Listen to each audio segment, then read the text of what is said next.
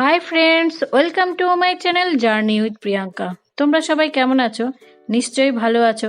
তো বন্ধুরা, আশা করি আমার লাস্ট রেসিপি উচ্ছে চচ্চড়ি তোমাদের ভালো লেগেছে। তোমাদের ভালোবাসা ও অনুপ্রেরণা আজকে আমি আমার দ্বিতীয় রেসিপি নারকল বরবটি আপলোড করলাম। আমার এই রেসিপি যদি তোমাদের ভালো লেগে থাকে তাহলে অবশ্যই আমার এই চ্যানেলটা লাইক করবে, শেয়ার করবে, সাবস্ক্রাইব করবে আর বেল আইকন প্রেস করবে, যাতে সবার আগে পৌঁছে যায় আমার নতুন ভিডিও তোমার মোবাইল ফোনে। দিয়ে দিচ্ছি 1 টেবিল চামচ সর্ষের তেল। আমি সর্ষের তেলটা ব্যবহার করছি, তোমরা চাইলে সাদা তেলটাও ব্যবহার করতে পারো। তেলটা গরম হওয়ার জন্য অপেক্ষা করব। তেলটা গরম হয়ে গেছে, দিয়ে দিচ্ছি একটা পেঁয়াজ কুচো।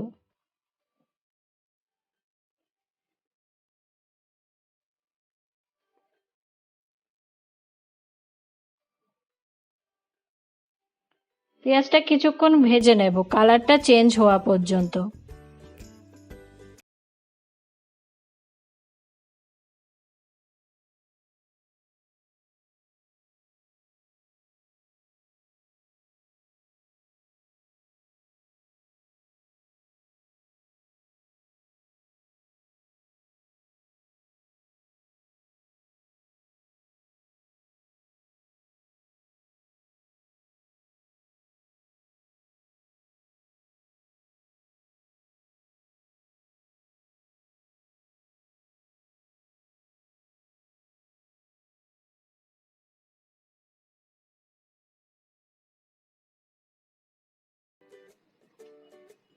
দিয়ে দিচ্ছি পরিমাণ মতো স্বাদ অনুযায়ী নুন। তো আরো কিছুক্ষণ ভেজে নেব।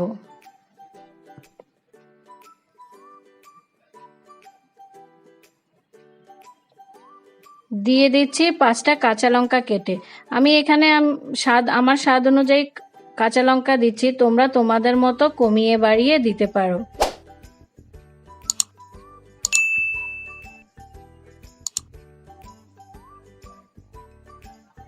তো বন্ধুরা, এখানে এই আলুটা অপশনাল, আমি একটা আলু কেটে পিস করে দিয়ে দিচ্ছি।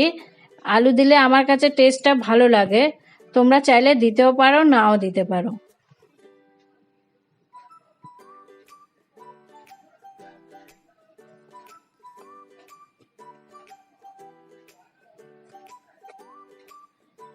বরবটি আলু ভাজার এই পর্যায়ে আসলে দিয়ে দেব 1 কাপ নারকল। বরবটিটা রেখে বেশ কিছুক্ষণ ভাজতে হবে। এখানে গ্যাসের ফ্লেমটা লো রাখতে হবে, কারণ নারকলটা কড়াই বা ফ্রাই প্যানের গায়ে লেগে যেতে পারে, তাই জন্য গ্যাসের ফ্লেমটা লো রেখে বেশ কিছুক্ষণ ভাজতে হবে।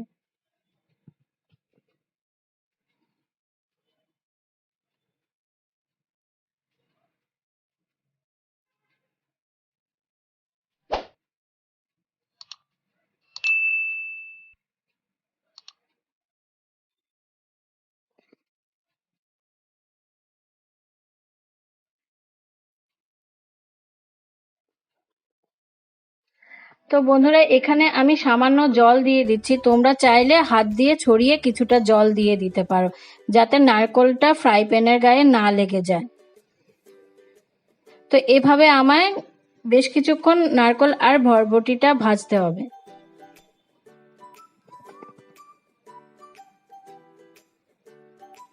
তো দেখো, বরবটি আর নারকলটা এই পর্যায়ে আসলে বুঝে নিতে হবে নারকল বরবটি তৈরি। তো এই পর্যায়ে আসলে আমি নারকল বরবটি নামিয়ে নেব।